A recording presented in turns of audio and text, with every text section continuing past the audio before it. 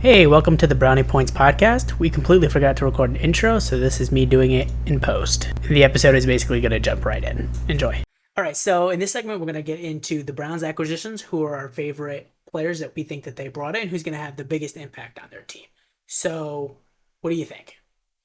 Well, just taking a look, there's definitely quite a few. When you look at the actual players, I think I've made it pretty clear that defensive tackle is the biggest difference maker coming from last year to this year. So, Yes. Davlin Tomlinson is probably going to be the one I would say, looking right now, I'm most excited about making the biggest impact. Yeah.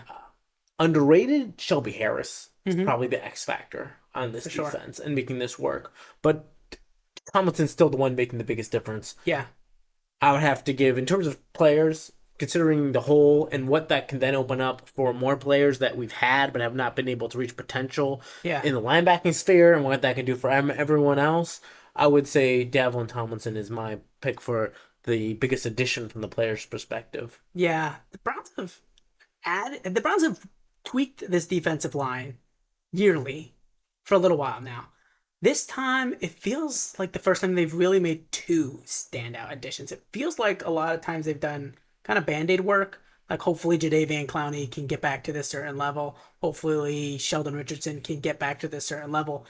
And it feels like this year they finally went for guys who were a bit more proven and a bit more of a track record of showing up and doing what the Browns need them to do, but also adding two of those guys, not just adding one of those guys and hoping it works out and filling them out with a bunch of bubble guys. We got two solid dudes in the middle, can really plug it up, fill the gaps, and bring some more hard-nosery to the defense, which it felt like we really needed on that defensive line. And when we ran our Twitter poll and we asked the fans, who are you most excited about going into this season?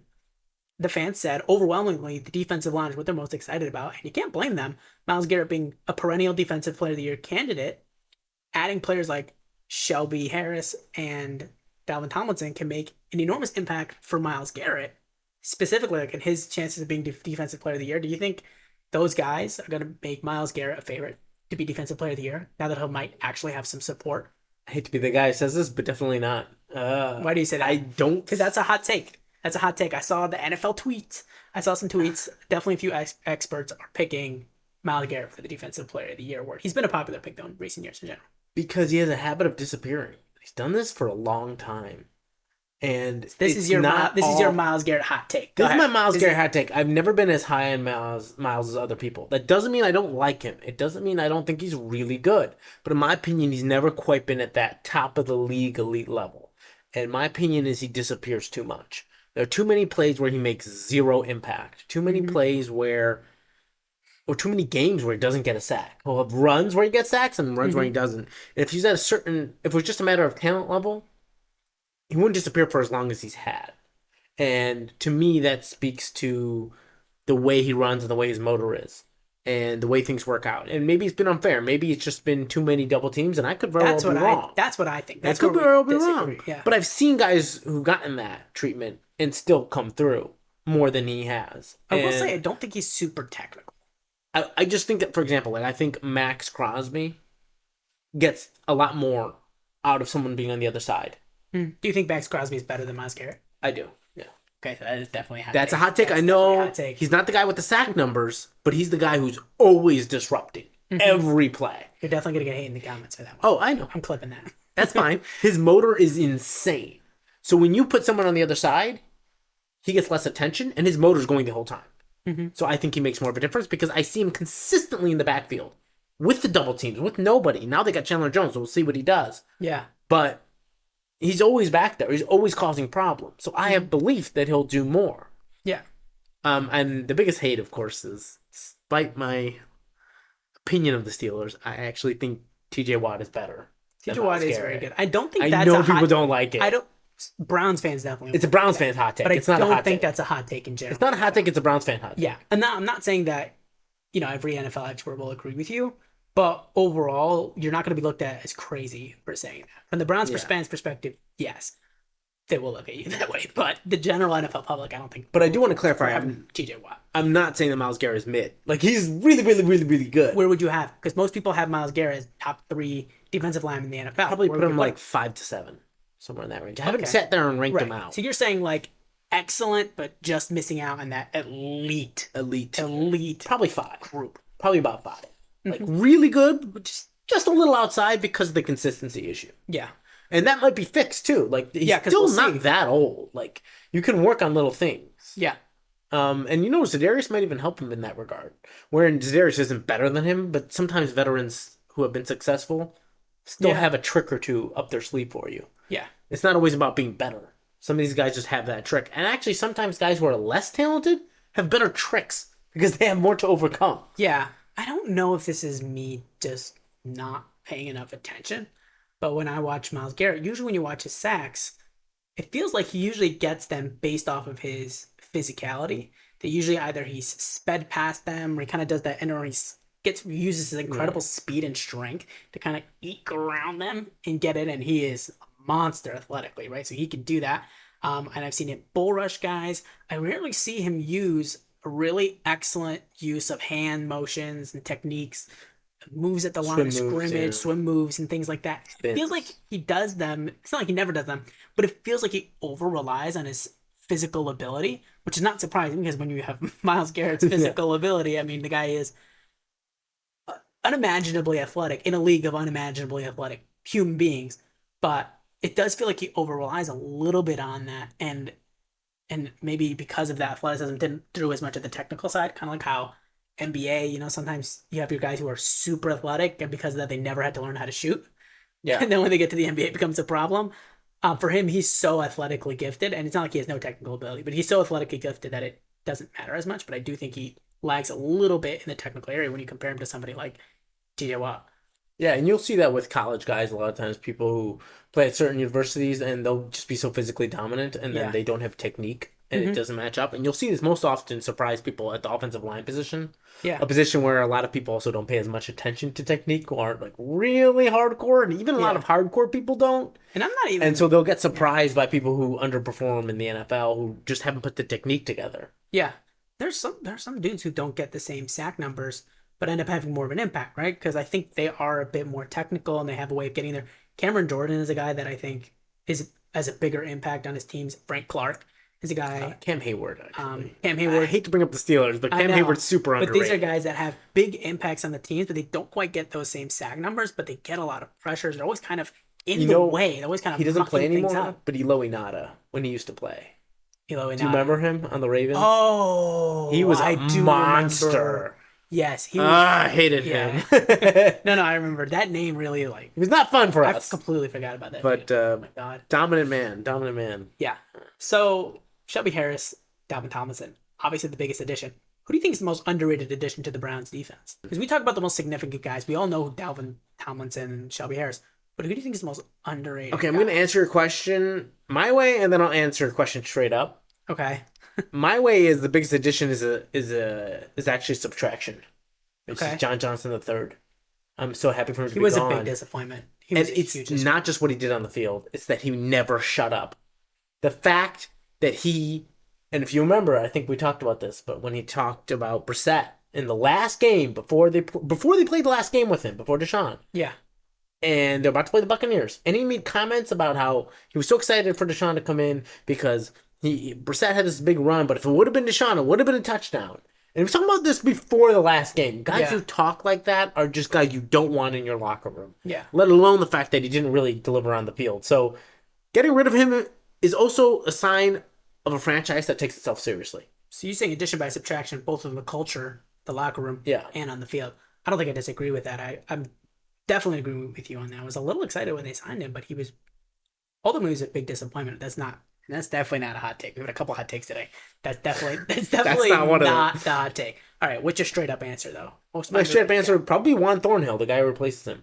I think he will bring quite a bit in the leadership department. I don't think he's going to be the guy who sits there and is a superstar. I think your talent is in your corners, not your safeties. Yeah. You have a lot of talent at corners. But I think Juan Thornhill comes in with championship experience, playing with the Chiefs. Yeah. I think he's a guy who's seen a lot of very good coaching. I think he's a guy who really understands locker rooms and culture and how things are supposed to be done.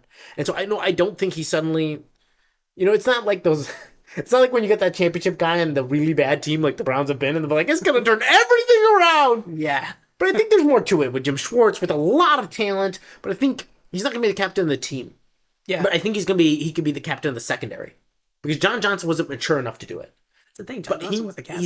He's not crazy talented, but I think he's mature enough to tell people to be in the right place and get people lined up properly so that we don't have those moments where you're like the corner's looking inside and nobody's behind and the receiver's burning them. I think those are the kind of mistakes he will help with, wherein he might still be underrated at the end of the season, but it doesn't mean he didn't have the great impact. And so I would give it to Juan Thornhill. I hear you. And a guy like Jim Schwartz is going to help with those kinds of miscommunications and things like that that you think of. All right, so in this segment, we're going to talk about the Browns. We're going to get into our predictions for the season. How do we think they're going to do? What are your thoughts? What's the first thing you think? You want to go first? We talk about this. Sure.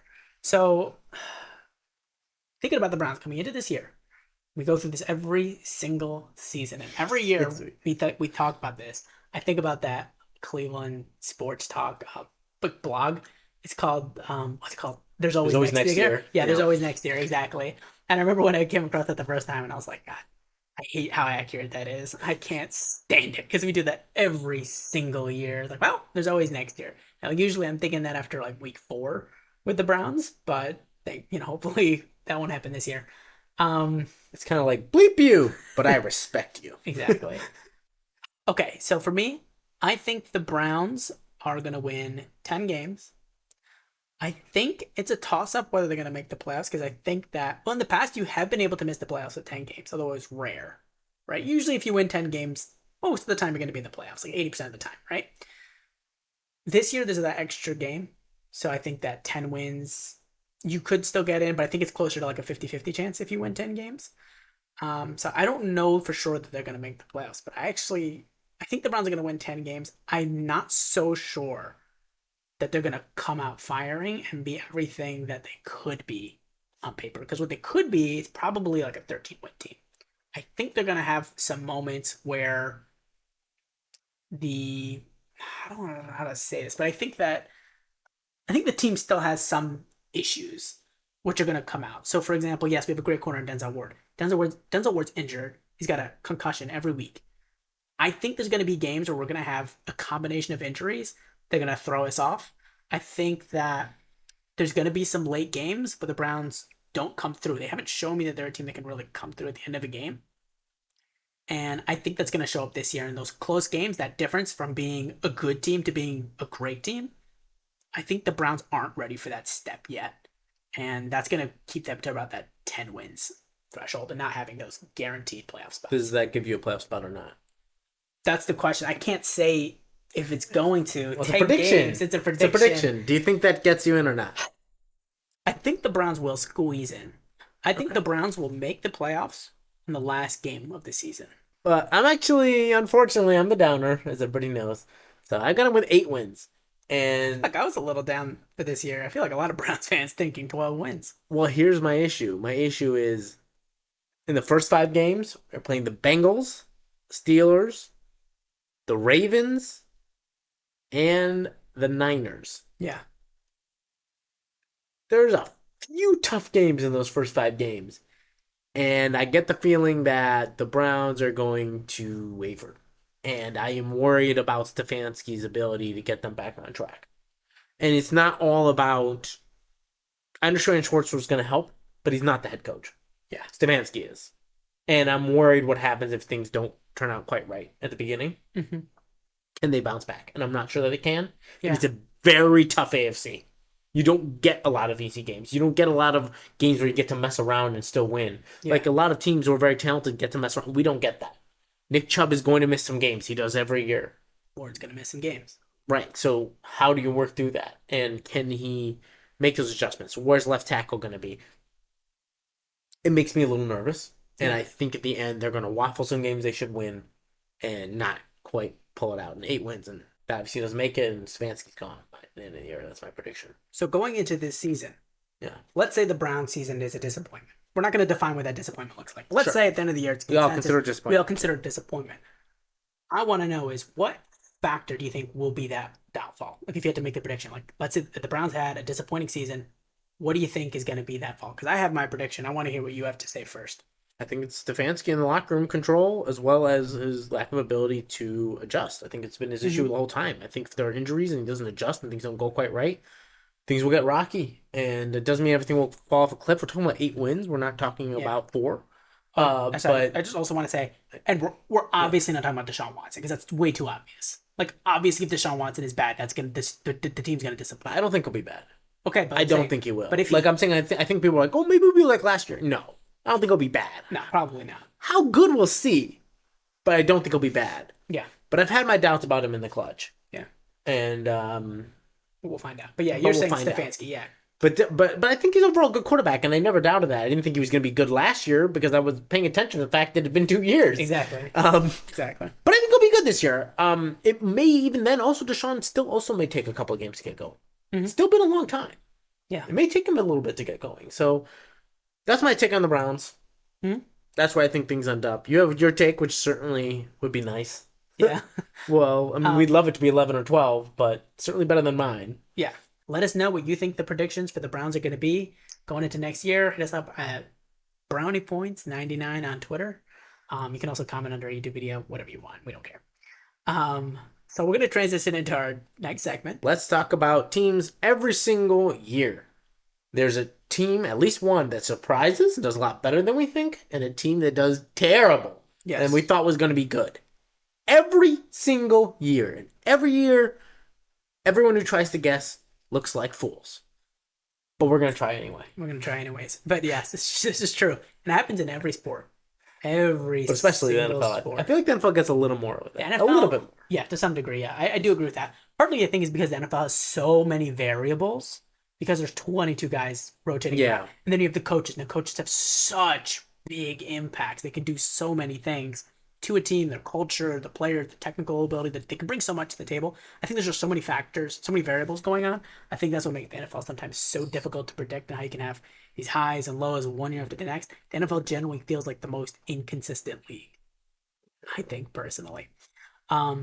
So who is your surprise team? Who do you think is going to be better? Who do you think is going to do well that nobody else thinks is going to do well? Well, I think you already know what my team is going to be. I do. And based on who it is, but they're going to be annoyed at me because nobody likes him. But I love him. Is it the Buccaneers? It's Buccaneers I and knew you were Baker gonna say Mayfield. that. Oh my gosh. He's my boy till the end of time. He has a podcast dedicated Yes. to Baker Mayfield. It's called the following Baker his Watch. career. Yeah. Yes. I love He's Baker. a Baker truther. But happens to be on the other side, I actually also think this team is far more talented than people are recognizing. Like, there just seems to be this hole because people concentrate on Tom Brady and only Tom Brady, and then Tom Brady's gone and that's it. Yeah. But they actually have a really talented receiving core. They have a very talented defensive line.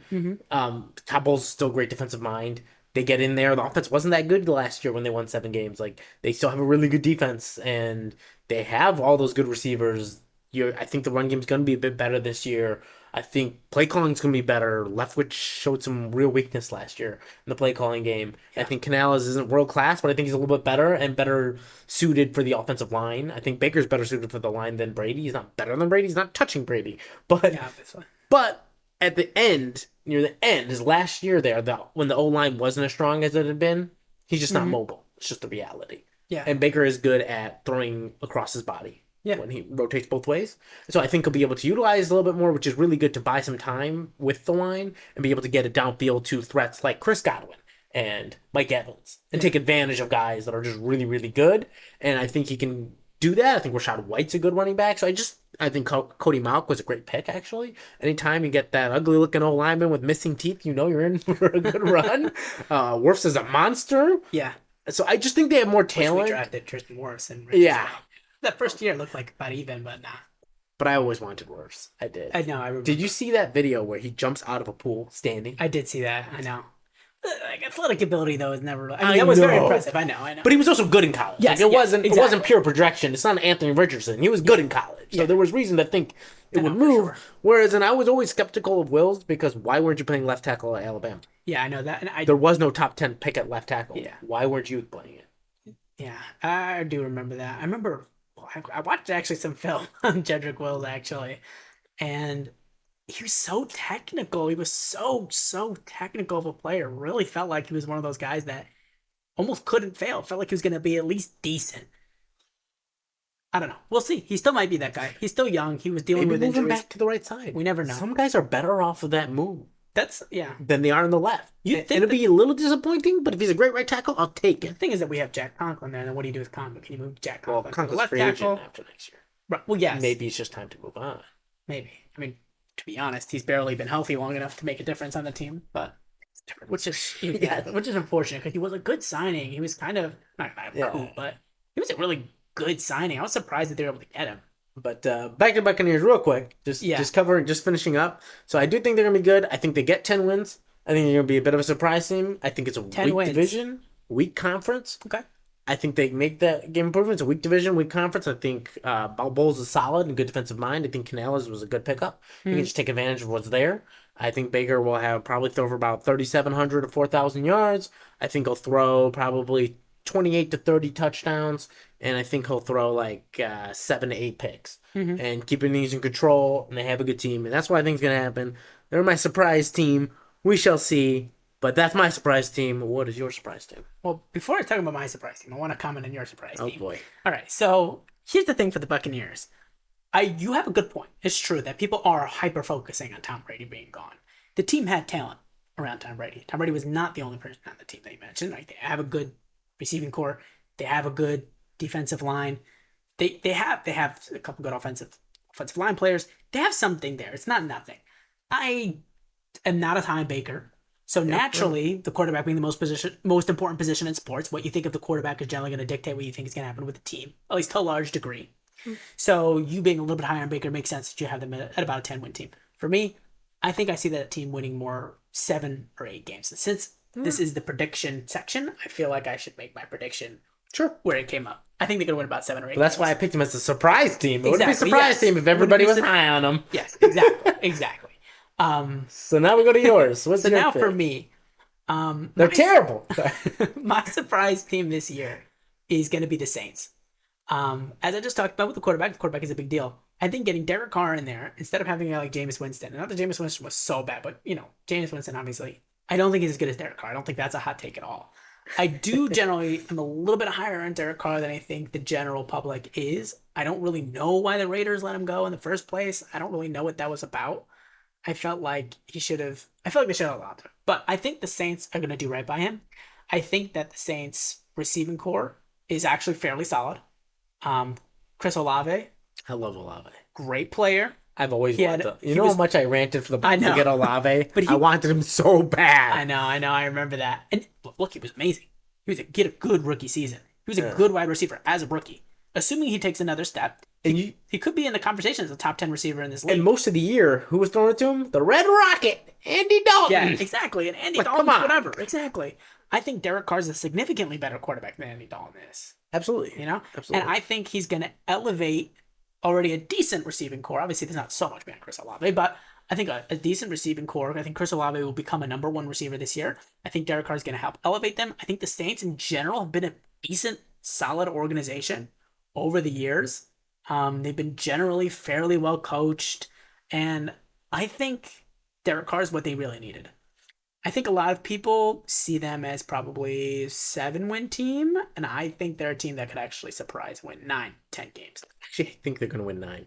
I see them winning 9 or 10 games. I have them at 9, just a little behind the Bucs. Maybe so that's my opinion. I don't go around like listening to every NFL pundit, so it's very possible. Maybe I'm a little off the mark, and maybe people are seeing the Saints as that level of a team. But for me, I think that they're a 9, 10-win team. That's what I think for them.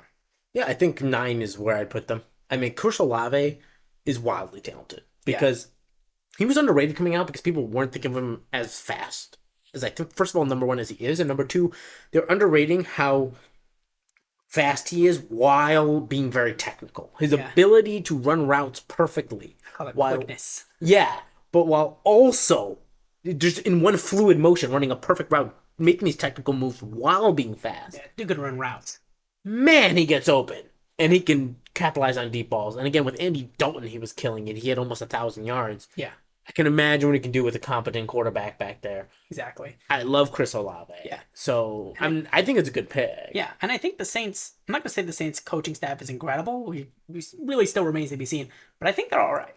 I think they're not disastrous. They're not disastrous, exactly. I think they're going to have a pretty solid year. Going into this year, right? So the other side of this surprise team is the good surprises, and we got the bad surprises. We talked about the good surprises. Who's your bad surprise? Who's gonna suck or not do well? Not do as well as people. Say not do nearly as well, and maybe it's a bit of a cop out, but I'm gonna go with the Chargers. Just feel like most years they seem to do that. So last year they didn't, and people are behind them like, okay, they finally did it. I'm not. I just think that most years they end up failing. I think. Do you think they make the playoffs? I think Herbert's overrated and they miss the playoffs. I think Herbert is overrated. I don't think he's bad, but I think he's overrated. Where do you have him? Most people have him as a probably. I feel like right now he's kind of like 7 or 6. I just haven't specifically put a list together. I haven't put a list together either. Off the top of my head, it feels like. But I think he's more towards the bottom of the top 10 for me, like 8 to 10. 8 to 10, yeah. But I also don't think he's a guy who's really on the brink of breaking into top 5 either. Like a lot of people might be like put him at 7, but thinking he'll be 5. Yeah. I don't see that for him. Like I think he's a guy who consistently comes up short. I like him. I think he was done a little dirty by Brandon Staley. I think Brandon Staley sucks. I could not stand his coaching. His whole going for it on 4th down, he took it way, way, way too far. I think he put Herbert in a lot of bad situations and a lot of tough 3rd and longs, 4th and longs even. And I think it really hurt Justin Herbert. I think he really didn't put him in the best position to succeed. So that's somewhere we disagree, but that's the point, right? But I do think, well, first of all, I think they have a lot of injuries throughout the squad. Like throughout the team, they get a lot of injuries. They always do. Starters always have injuries. That's their favorite position. Exactly. Injuries. But Herbert, I think also I've seen him fail enough times that the 4th downs actually end up being some of his drives that made it. So there were bad sides, but I think there was an upside too. Because he's very talented. Yeah, there was upside, but I think he's a little more consistent than people realize. Is my point. Yeah. So, and maybe I'm wrong, but I think that's the point. Hot take time, right? So so those are the ups, those are the downs. We'll see. Obviously, only time tells, and then we'll probably be wrong about something somewhere. I think, for me, the team that I think is going to surprise, I think is going to be not as good as everybody thinks they're going to be, is the Jets. The Aaron Rodgers is not going to save the organization. Tom Brady was able to do that for the Buccaneers, but he's Tom Brady. And Tom Brady was coming off a much better season when he had gone to the Buccaneers versus Aaron Rodgers, who's coming off a drop-off. It's not like he was horrible last season, but he had about 26 touchdowns, I think around 12 interceptions. That's not bad, but it's not savior of the franchise good, which he was doing in years prior, where he was having like 40 touchdowns and like 5 picks. That's savior of the franchise good. There's reason to believe that he's going to fall off a cliff anyways at some point. Maybe this year, maybe next year, but at some point he is going to fall off that cliff. That's going to happen eventually. There's reason to believe that it could be this year. So he's got that working against him, just father time. And like I said, he wasn't that good last year. If he's as good as he was last year, that's not going to save your franchise. And this team has been dysfunctional for so long. And we know as Browns fans that if your organization is dysfunctional and has been dysfunctional for years upon years upon years on end, it is extremely difficult to change that culture, especially overnight, over the course of one offseason. And they made additions. I know Aaron Rodgers is not the only addition they made to the team, but I don't think it's going to be enough. I think the Jets are going to win under 7 games this year. I think they probably win 6 games is kind of my prediction. I think they're going to win 6. They might eke out a 7th win, but I would be pretty surprised if they won 8 games or more. I would actually be pretty surprised. So I'm pretty low on that team, So I'm actually going to disagree. And actually, of course, it mostly comes down to Aaron Rodgers, but I'll explain why. Because I haven't always been high on Aaron Rodgers. Yeah. It's not that I'm eternally high on him. So first of all, they obviously do have a good defense. We've seen it last year. Mm-hmm. But, and obviously, you're looking at it and saying, look, they got away with a lot of really bad quarterback play and still won a few games there. Yeah. With really bad quarterback play. I don't think that's going to happen again. This isn't the first time that he's had a drop-off. Aaron Rodgers also had a drop-off before Jordan Love came along.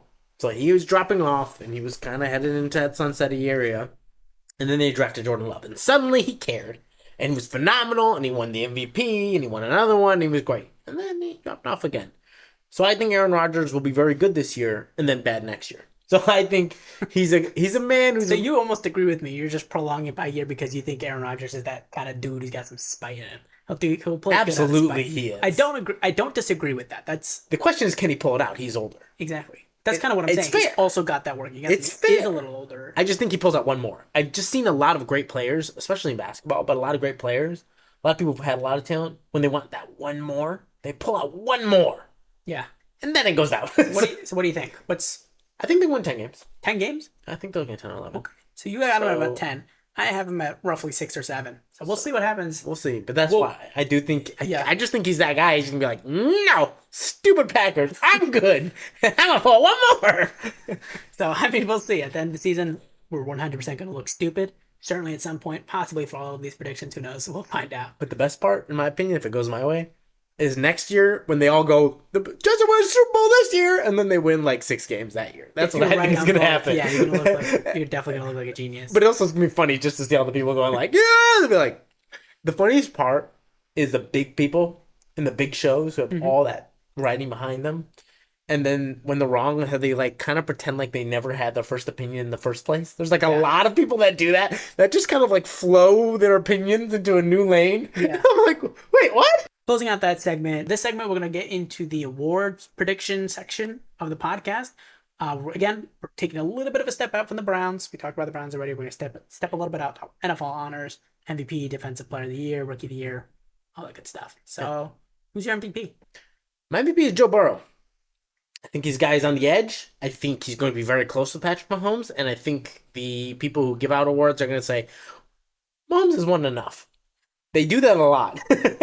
So I think he's also a guy that is where people want to give one at some point to Joe Burrow. Mm-hmm. So if this is a year where it's neck and neck, they're just going to give it to him.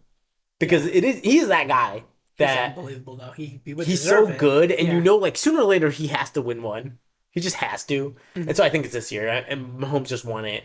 You know, I think they're going to look at it and it's going to be close. And he's going to have a great year. And I think Mahomes will also. But ultimately, they'll end up giving it to Burrow for that reason because that's how they are. Yeah. That was actually my pick, too. Joe Burrow. He's in our division. Obviously, he's in the Bengals. I would like for him to be a little bit worse, but he is incredible. He is so good. And he's really good on his own. The connection that he has with Jamar Chase might be the most special quarterback wide receiver connection in the NFL currently, right now. But I think what makes the Bengals offense is a connection with T. Higgins. Well, that's the underrated part. That's of the the part that offense. makes it, though. 'Cause everybody really focuses, special. yes, on Jamar Chase, but he's good with T. Higgins too. I mean, T. Higgins is a that monster. the Bengals receiving core is ridiculous. It's an embarrassment of riches, really. The Bengals receiving core: Tyler Boyd, T. Higgins, and Jamar Chase is a pretty insane receiving core. And then, yeah, it is. And then we got to get Offensive Player of the Year, which is always interesting because a lot of times it ends up just being the kind of best player who probably should have won it, but isn't a quarterback. Exactly. And that one's always a little trickier.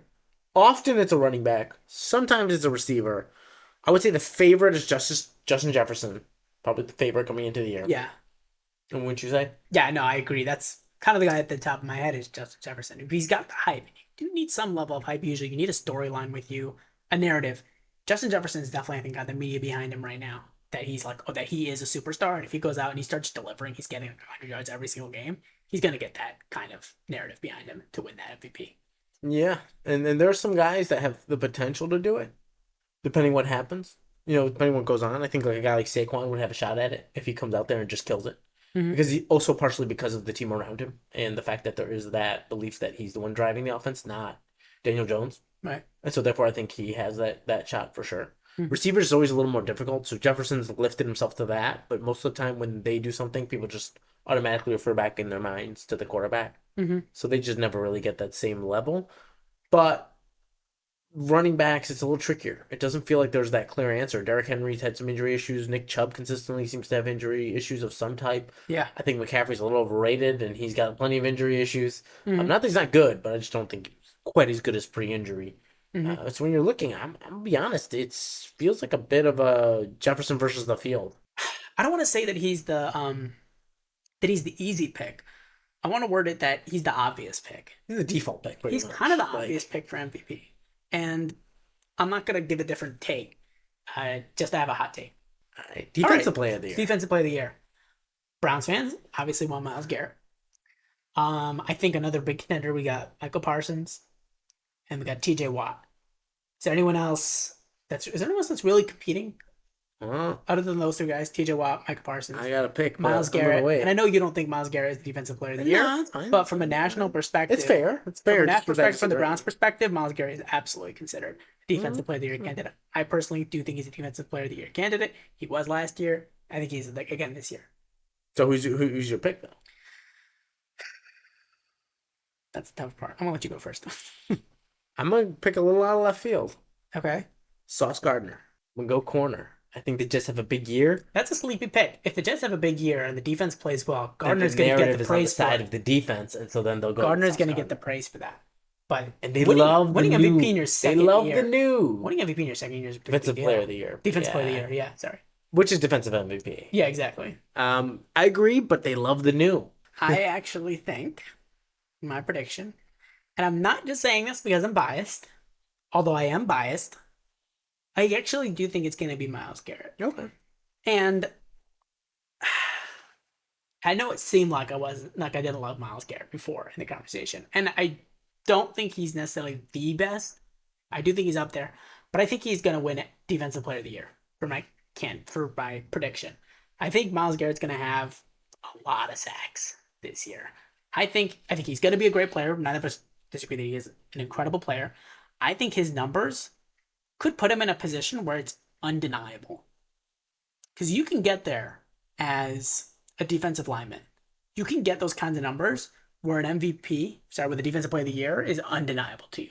Whereas, for example, like a safety, it's much harder to get those kinds of stats. If Myles Garrett comes out next year and he has 20 sacks, 19 sacks, it's going to be pretty hard to deny you that defensive player of the year. And I think Shelby Harris and Dalvin Tomlinson are going to be the difference.